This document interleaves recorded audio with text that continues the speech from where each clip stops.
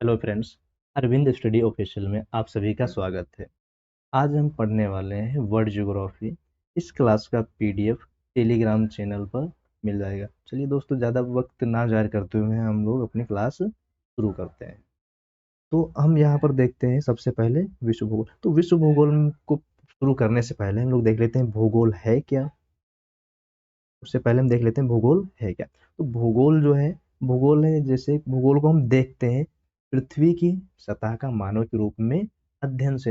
इस प्रकार से हम भूगोल को देखते हैं, जैसे मानव के आवास के रूप में।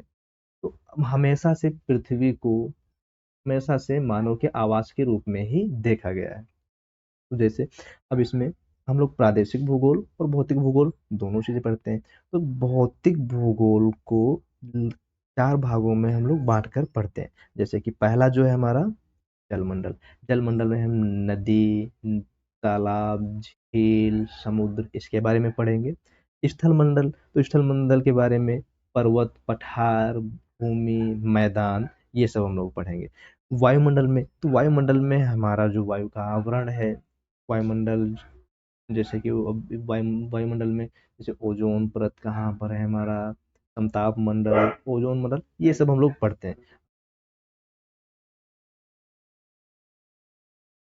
और जैव मंडल, तो जैव मंडल में जैसे कि हम लोग जीव प्लांट्स के बारे में पढ़ते हैं, जैसे कि इसमें दिखाया गया। ये जो हमारा है, ये क्या है हमारा, जैसे ये है वायुमंडल, ये है हमारा स्थल मंडल, ये सब हमारा स्थल मंडल में आता है।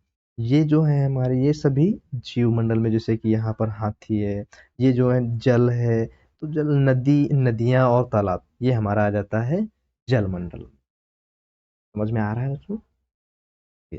तो विश्व भूगोल, तो विश्व भूगोल को जैसे कि हम लोग भौतिक भूगोल शुरू करने वाले हैं यहाँ पर। तो विश्व भूगोल, भौतिक भूगोल को सबसे पहले हम लोग देखते हैं। तो देखते हैं सबसे पहले प्राकृतिक सतह। तो हमने इससे अभी पहले बताया कि पृथ्वी पृथ्वी जो है मानव के आवास के रूप में अध्ययन किया जाता है उसके उसे। तो प्राकृतिक सतह, तो प्राकृतिक सतह में कौन कौन से पार्ट आते हैं? तो प्राकृतिक सतह में आता है हमारा स्थलमंडल, जलमंडल, वायुमंडल और जीवमंडल। तो इन सभी, तो मनुष्य का कार्य क्या है? मनुष्य जो है, जैसे मानव जो है, वो आराम से बैठ तो सकता नहीं, उसे आराम से बैठते हुए अच्छा भी नहीं लगता। तो वो क्या करता रहा, धीरे धीरे पृथ्वी की प्राकृतिक सतह में धीरे धीरे परिवर्तन करता रहा, काफी सालों का परिवर्तन करता रहा। तो उसके परिवर्तन के बाद में एक मानव निर्मित सतह बनी, एक मानव निर्मित सतह। तो उस सतह के जो मानव निर्मित जो सतह है, उसके अध्ययन को हम लोग कहते हैं मानव भूगोल। क्या कहा जाता है? मानव भूगोल कहा जाता है। तो मानव भूगोल में हम लोग देखते हैं जनसंख्या। जनसंख्या में जैसे कि हमारे देश की कितनी जनसंख्या है कुल, जैसे कि आज तो हमारा भारत जो है विश्व में सबसे लार्जेस्ट कंट्री है जनसंख्या की दृष्टि से। तो जैसे जनसंख्या और किसी देश की जनसंख्या कितनी है, उसमें कितने राज्यों में किसकी जनसंख्या है, अब देश का लिंगानुपात भी मापा जाता है, राज्यों का लिंगानुपात भी मापा जाता है। तो वो जनसंख्या के बारे में हम लोग इसमें पढ़ते हैं। वो किस में आ जाता है? वो आ जाता है मानव भूगोल में। फिर है हमारा आवास। तो आवास तो आप सभी लोग जानते भी होंगे। आवास क्या है? मतलब रहने के लिए घर हमारा, जहाँ जैसे हम लोग जहाँ रह रहे हैं वहाँ के लिए घर, घर ही को हम लोग आवास बोलते हैं। और आवास मिल गया, हमारे पास में लोग भी हैं, समाज भी है, सब है, आवास मिल गया। लेकिन उसके लिए जरूरी, अब जीवित रहने के लिए पानी वगैरह तो हमें चाहिए, जल तो है ही, वायु भी है, सब स्थल भी हमारे पास है, सूर्य की किरणें भी, सभी चीजें हैं। लेकिन अनाज हम कहाँ से लाएंगे? तो अनाज के लिए हम लोग क्या करने लगे? कृषि गतिविधि करने लगे, कृषि करने लगे। अब कृषि से ही नहीं हमारी सारी आवश्यकताएं पूरी हो पाई, तो हम कृषि से जो उपज, हमारी जो कुछ भी बचता था, उसको हम लोगों ने उसके लिए कारखाने बनाए, फिर उसको हम लोग क्या बोलने लगे? उद्योग। तो कारखानों में हम लोग वो भेजते रहे, फिर हमारा इस प्रकार से। तो इसमें मानव भूगोल में हमें क्या क्या देखना है? जनसंख्या देखनी है, आवास देखना है और कृषि गतिविधियां वगैरह इसमें देखनी है हमें।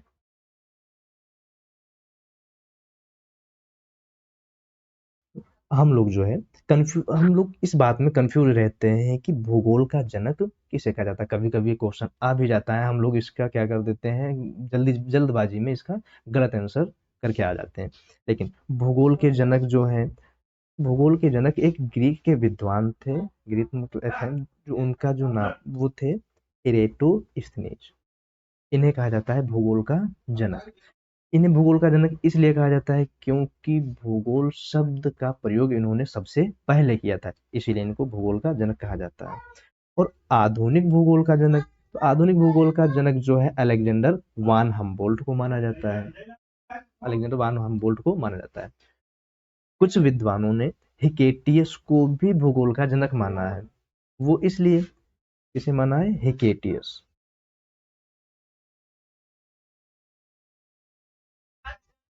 हिकेट कुछ विद्वानों ने हिकेटियस को भी भूगोल का जनक माना है। क्यों माना है? तो हिकेटियस ने सबसे पहले एक भाग ढूंढा, भाग जो सागरों से घिरा माना जाता था, और उस उन्होंने दो महादेशों के बारे में बताया। इसीलिए कुछ विद्वानों ने इन्हें भी भूगोल का जनक माना है। लेकिन भूगोल का जनक हम लोग किस भूगोल के जनक के रूप में हम किसे मानते हैं? इरेटोस्थनीज को। और आधुनिक भूगोल का जो जनक है उस वह है हमारे अलेक्जेंडर हाम बोल्ट। ये समझ में आया? देखो, जियोग्राफी, तो जियोग्राफी जो शब्द है ये ग्रीक भाषा के दो शब्दों से मिलकर बना हुआ है। जैसे कि इसमें पहला जो शब्द है जियो, जियो का अर्थ होता है पृथ्वी। जियो का अर्थ होता है पृथ्वी, और ग्रेफो का मतलब होता है वर्णन। तो इस प्रकार से हमारा जो जियोग्राफी है, जियोग्राफी का जो मतलब हो जाता है, जो भूगोल का जो अर्थ हो जाता है पूरा, क्या आ जाता है? पृथ्वी का वर्णन। तो पृथ्वी का वर्णन समझ में आया?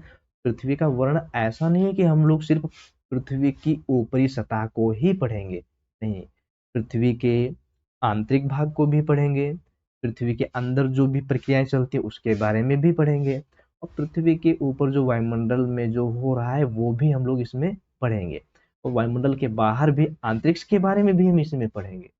वो हो जाता है हमारा एस्ट्रोनॉमी, तो वो हम लोग अलग पढ़ेंगे। तो हम लोग देखते हैं भूगोल के बारे में। तो भूगोल का मतलब समझ में आया बच्चों सभी को? भूगोल समझ में आया?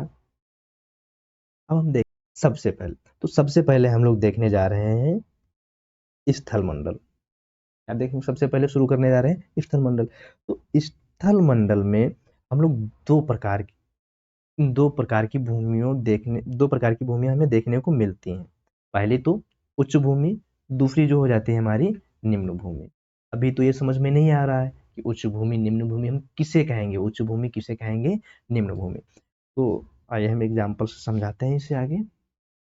जैसे कि जैसे कि ये जो हमारा है, ये हमारा है सी लेवल। ये सी लेवल,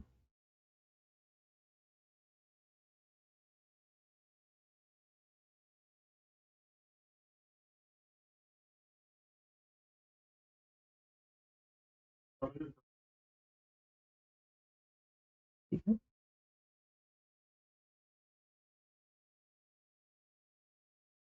ये हमारा है सी लेवल। तो इसे हम लोग बोलते हैं समुद्री सतह। ये हमारा सी लेवल, इसे हम लोग बोलते हैं समुद्री सतह। समुद्री सतह के बाद में ये हमारा आ जाता है मैदान। ये आ जाता है हमारा मैदान, तो इसे हम लोग दे देते हैं ए ग्रेड। मैदान हो गया। ये जो है हमारा एक खाली खाली मालूम पड़ रहा है, तो खाली खाली मालूम पड़ रहा है, तो इसे हम लोग बोलते हैं गर्त। इसे क्या बोलते हैं हम लोग? गर्त बोलते हैं। ये हमारा बी नंबर। ये यहाँ पर हमारा कुछ पार्ट जो है कुछ उठा हुआ मालूम पड़ रहा है, तो इसे हम लोग नाम दे देते हैं पठार, और ये हमारा हो गया सी। और ये सबसे ऊंचा, ये हम लोग इसे दे देते हैं नाम डी, और ये हमारा हो जाता है पर्वत। ये हमारा हो जाता है पर्वत।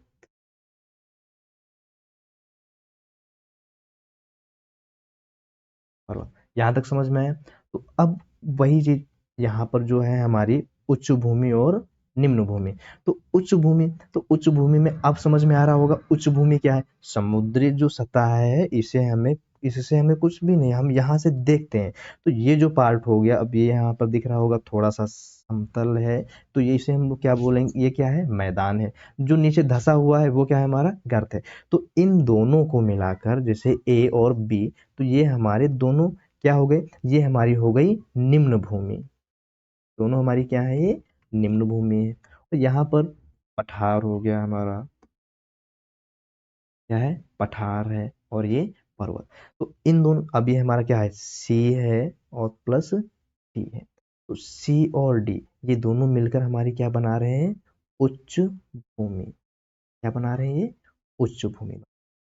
यही चीज हम लोग देखते हैं इसमें, उच्च भूमि और निम्न भूमि में। तो उच्च भूमि क्या है, उच्च भूमि जो समुद्र तथा मैदान से ऊंचा, समुद्र तथा मैदान से ऊंचा, वो हो गया हमारा उच्च भूमि। और निम्न भूमि हम किसे कहते हैं, समुद्र से या समुद्र से गहराई में भी हो सकता है, समुद्र सी लेवल से नीचे भी जा सकता है, और सी लेवल से थोड़ा ऊपर भी आ सकता है। तो वो हमारा क्या हो जाता है, निम्न भूमि। ये समझ में आ गया। हम लोग आगे बढ़ते हैं।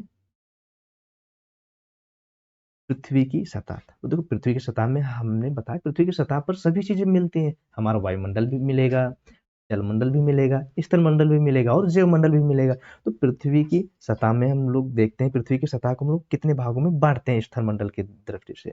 तो पृथ्वी पर 30% हमारी भूमि पाई जाती है, और 70% क्या है, हमारा जल पाया जाता है। तो 30% भूमि में हमारे महाद्वीप भी हैं, महाद्वीप भी हैं, द्वीप भी हैं, कुछ छोटे छोटे द्वीप हैं, कुछ प्रायद्वीप भी हैं।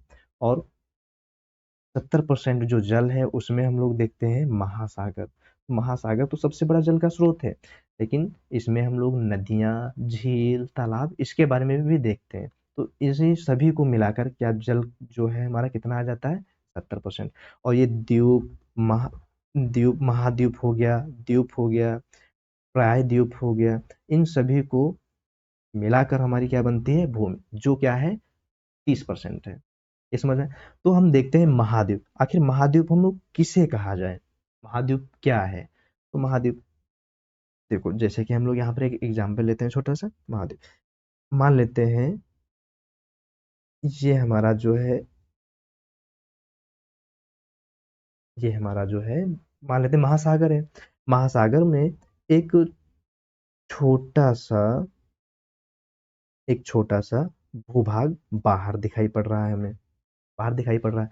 तो अब देखो, ये चारों तरफ से हमारा क्या है, पानी से घिरा हुआ है। तो ये चारों तरफ से पानी से घिरा हुआ है, और भूमि का एक छोटा सा भाग है। तो इसे हम लोग क्या कहेंगे, तो इसे हम लोग बोलेंगे द्वीप। क्या कहेंगे, द्वीप। ये समझ में आया। और वही, ये हमारा महासागर हो गया। महासागर में एक बड़ा सा भाग, भूमि का एक बड़ा सा भाग अगर हमें दिखाई पड़ता है, बाहर बाहर आ जाता है, बड़ा सा भाग भूमि का, तो चारों तरफ पानी से घिरा हुआ है, चारों तरफ पानी से घिरा हुआ है, और भू का भूखंड एक बड़ा भूखंड है। तो इस बड़े भूखंड को हम क्या बोलेंगे, इसे बोलेंगे महाद्वीप। क्या कहा जाएगा इसे, महाद्वीप कहा जाएगा। ये समझ में आया। तो महाद्वीप हम किसे कहते हैं, महाद्वीप हम कहते हैं चारों ओर जल से घिरे बड़े भूखंड को। चारों ओर जल से घिरे बड़े भूखंड को हम क्या कहते हैं, क्या बोलते हैं, महाद्वीप बोलते हैं।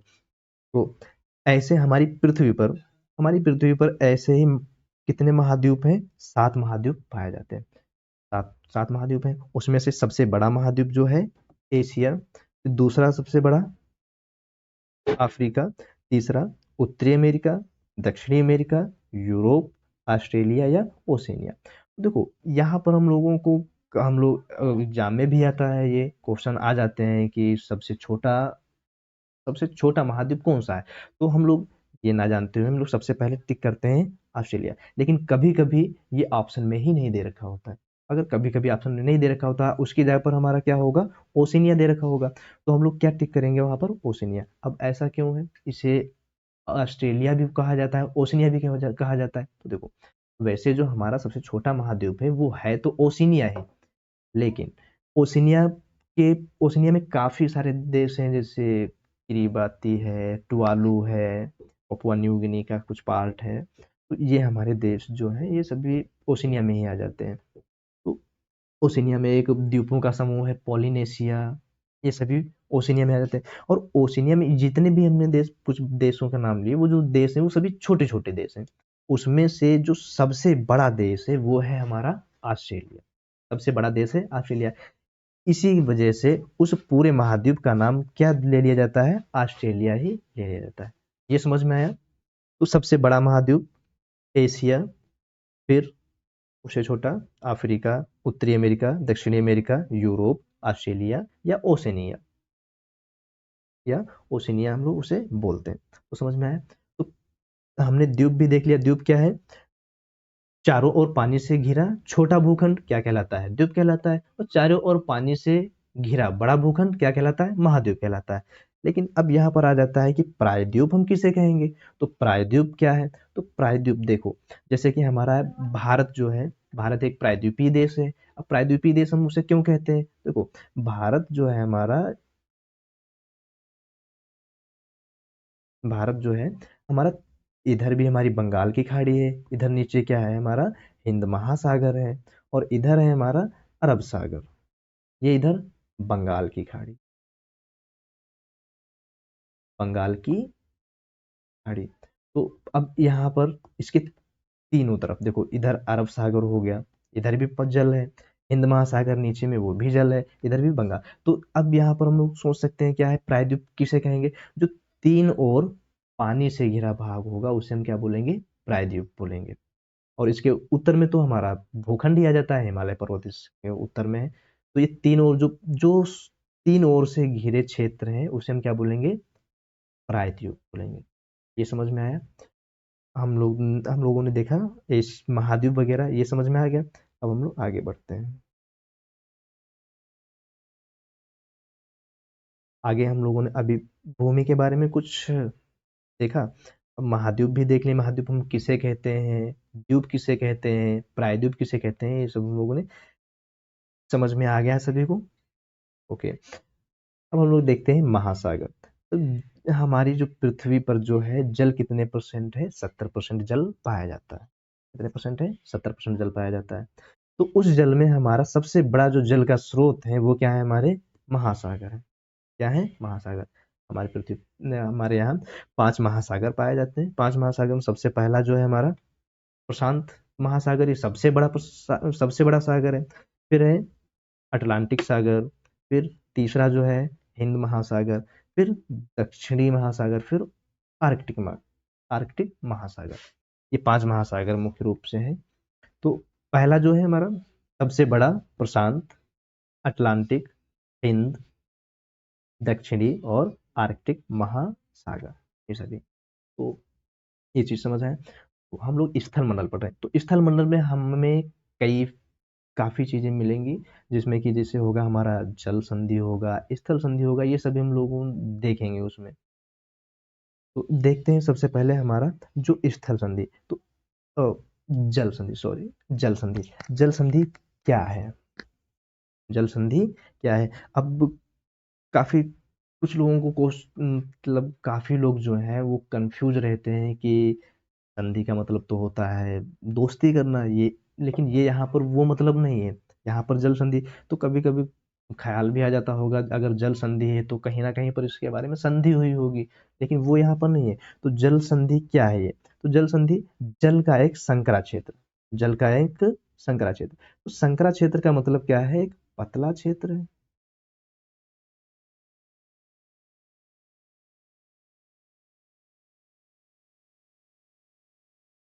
जल का एक पतला क्षेत्र। तो जल के एक पतले क्षेत्र को हम लोग क्या बोलते हैं, जल संधि। अब जैसे कि जल संधि की दो परिभाषाएं हम लोग देख सकते हैं। तो पहला क्या है, जल संधि क्या है, जो दो भूखंडों को विभाजित करे, जो दो भूखंडों को विभाजित करे वो हमारा क्या है, जल संधि। या फिर दो बड़े जलाशयों को जोड़े, या दो जलाशयों को जोड़े, वो क्या हमारा हो जाता है, वो हो जाता है हमारा जल संधि।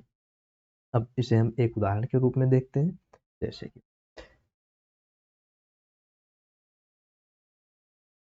जैसे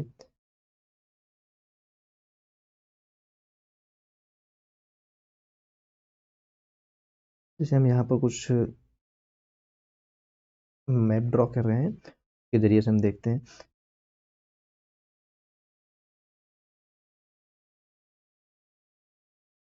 ये ये हमारा हो जाता है उत्तरी अमेरिका। ये हमारा है उत्तरी अमेरिका। और ये है हमारा दक्षिणी अमेरिका।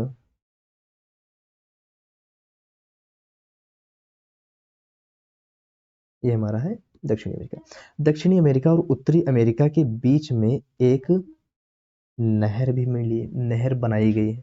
तो नहर जो बनाई गई उस नहर का नाम है हमारा पनामा नहर।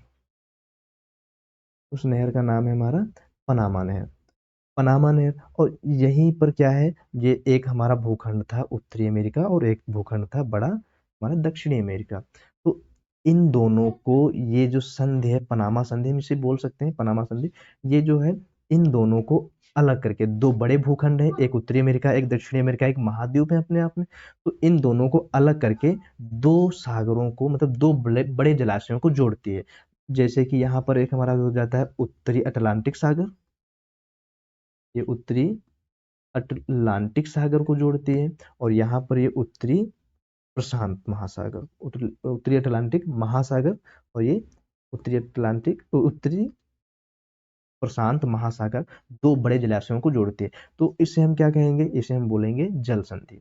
अब एक उदाहरण और, जैसे कि हमारे यहाँ जो है हमारे एशिया में जैसे ये तो हमारा हो गया भारत। ये भारत हो गया। अब यहाँ पर एक चोंडा द्वीप पाया जाता है। चुंडा द्वीप है।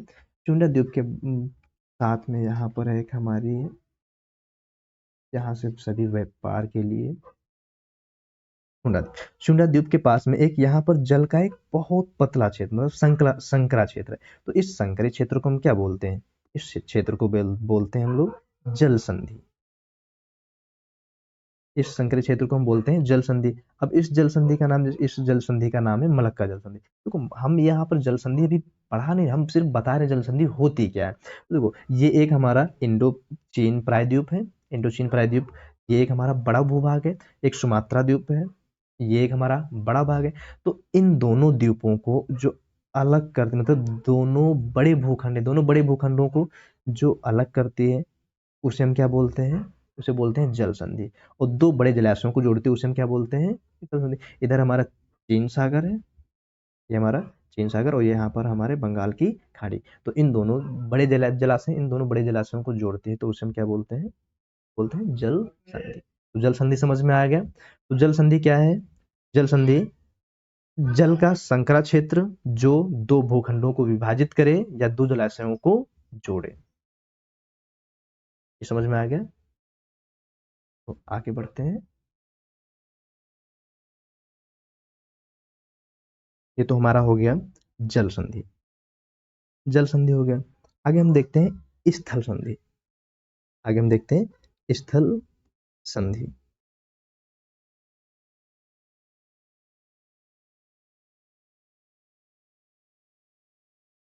स्थल संधि क्या है, स्थल का संकरा क्षेत्र होता है। स्थल का एक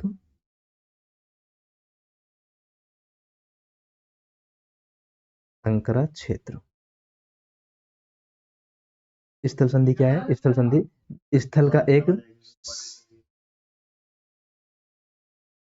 स्थल का एक संकरा क्षेत्र जो या फिर दो भूखंडों को जोड़ता है या दो भूखंडों को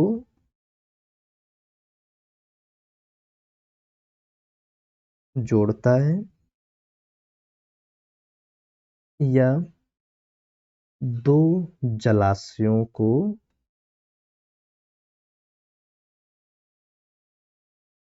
विभाजित करता है, विभाजित करता है।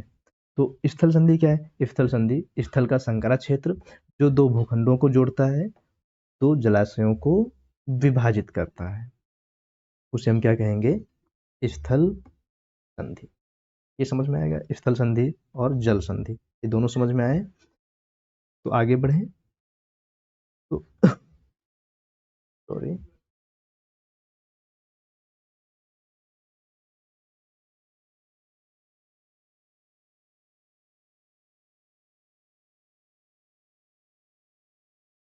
हम लोग विश्व भूगोल शुरू करने वाले हैं। विश्व भूगोल में ये तो हमारा सिर्फ परिचय क्या होता है, जैसे कि हम लोगों ने शुरू से पढ़ा भूगोल का परिचय। तो भूगोल का परिचय क्या है? मानव के आवास के रूप में अध्ययन। किसका अध्ययन? तो पृथ्वी की सतह का अध्ययन। और पृथ्वी की सतह का अध्ययन हम लोग इसमें क्या हो जाता है? भूगोल हो जाता है। जैसे पृथ्वी की सतह का मानव के रूप में अध्ययन, और इसी में आ जाता है हमारा, जैसे हम लोग इस अब प्राकृतिक सतह पढ़ रहे हैं तो सतह के बारे में हमें प्रादेशिक भूगोल, भौतिक भूगोल दोनों दोनों ही पढ़ने चाहिए, दोनों ही पढ़ेंगे हम लोग। तो उसमें सबसे पहले हम लोग पढ़ रहे हैं भौतिक भूगोल। तो भौतिक भूगोल को 4 भागों में बांटा गया, जैसे पहला जलमंडल, स्थलमंडल, वायुमंडल, ये हम लोग देख चुके हैं। तो हम लोग देख रहे थे स्थलमंडल। तो स्थलमंडल में जैसे कि प्राकृतिक सतह है, उसमें परिवर्तन भी हुआ तो मानव निर्मित सतह बनी। इसका जनक किसे कहा जाता है? भूगोल का अर्थ क्या है? और भूगोल जैसे कि स्थलमंडल में हम लोग 2 चीजें मुख्य रूप से देखते हैं, एक हो जाता है उच्च भूमि, और एक हो जाता है निम्न भूमि। ये लोग हम ये तो हम लोग देख चुके हैं मैप के जरिए से। ये समझ में आया है? आगे बढ़ो। अब विश्व भूगोल में हम लोग सबसे पहले शुरू करेंगे उत्तरी अमेरिका से। सबसे पहले शुरू करेंगे उत्तरी अमेरिका से। तो उत्तरी अमेरिका का आज परिचय ले लेते हैं। उत्तरी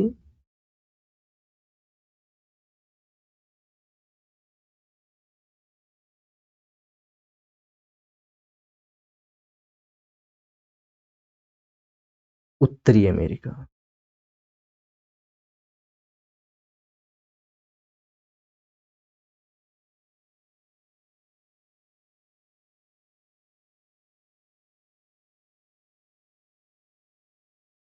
उत्तरी अमेरिका। तो उत्तरी अमेरिका, जैसे कि हमने ये तो पता है कि उत्तरी अमेरिका एक महाद्वीप है, लेकिन कहाँ पर है, हम उसे कहाँ पर ढूंढेंगे? ऐसे अगर मैप में हमें ढूंढना पड़े तो हम उसे मैप में कहाँ पर ढूंढेंगे? उत्तरी अमेरिका कहाँ पर है?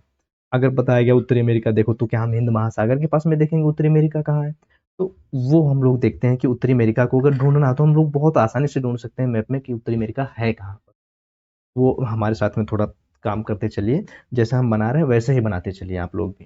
तो सबसे पहले हम लोगों को बनाना है एक सी, बनानी है एक सी। फिर इसे यहाँ से लेकर थोड़ा सा नीचे मोड़कर 70 डिग्री लाइन को ऊपर ले जाना है। फिर ऐसे हमें एक लाइन फिर से बनानी है। फिर यहाँ पर एक, जैसे कि फ्राईदान वाला कटोरा क्या होता है, उसी प्रकार से हमें यहाँ पर फ्राईदान फिट कर देना है। फिर अब जैसे कि अगर कोई पंछी उड़ता है तो पंछी उड़ने के जैसे पंख जो है हमारे, उसके पंछी के जो पंख होते हैं वो कैसे बने होते हैं? ऐसे।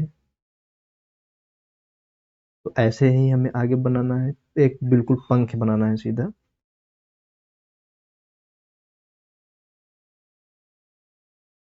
पंख बना लिए। अब मेरा नाम सल्पेंद्र, मेरा नाम पड़ता है ऐसे, तो एस का अगर हम मिरर इमेज बनाएंगे तो ये बनेगा ऐसे। तो वही मिरर इमेज यहाँ पर सेट कर देना है।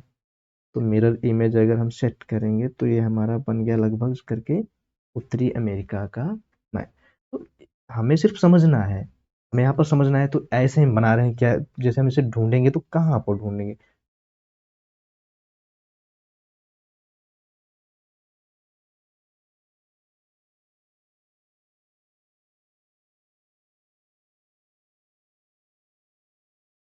तो बन गया, हमारे साथ में सभी ने काम किया।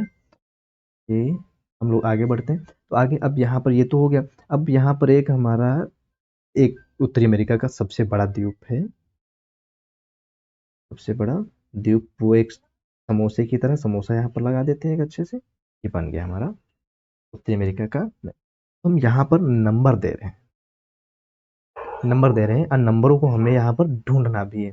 जैसे कि यहाँ पर हमने दिया नंबर पहले फर्स्ट, ये नंबर हुआ हमारा सेकेंड, ये नंबर हुआ हमारा थर्ड, ये 4 नंबर, 3 नंबर हो गया, ये हो गया हमारा 4 नंबर, ये हो गया 5 नंबर, ये हो गया 6, और ये हो गया हमारा 7, और इधर देखेंगे हम लोग ये 8। तो ये 3 चीजों के जरिए से ये 8 चीजें जो है, 8 से हम लोग देखते हैं यहाँ पर 8 चीज़ों के बारे में देखते हैं।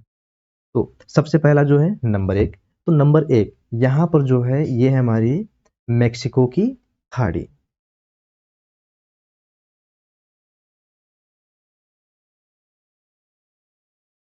मेक्सिको की खाड़ी, मेक्सिको की खाड़ी हो गई। नंबर 2 जो है, नंबर 2 हमारा है उत्तरी अटलांटिक सागर, महासागर। उत्तरी अटलांटिक महासागर। नंबर 3 उत्तरी प्रशांत महासागर।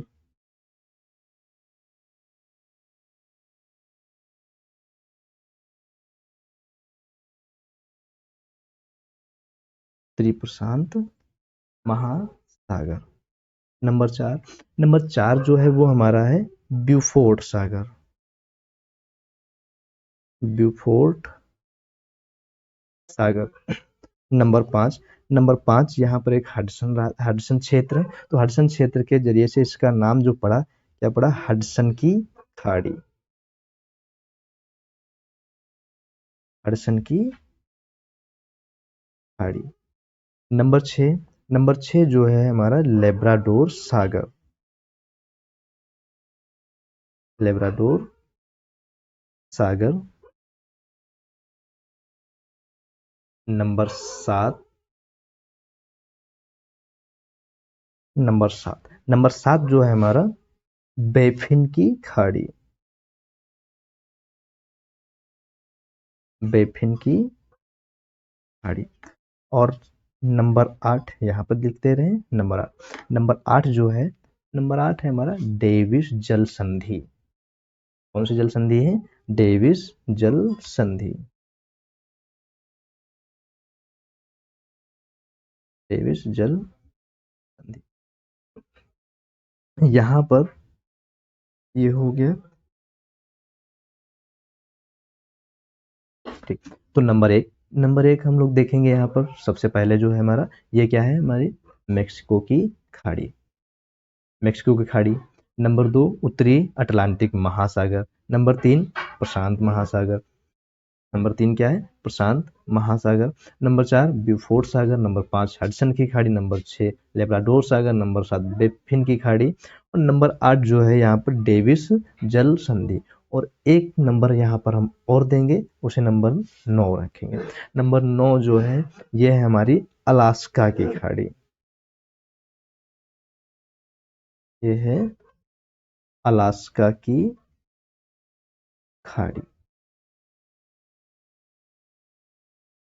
अलास्का की खाड़ी। तो समझ में आया?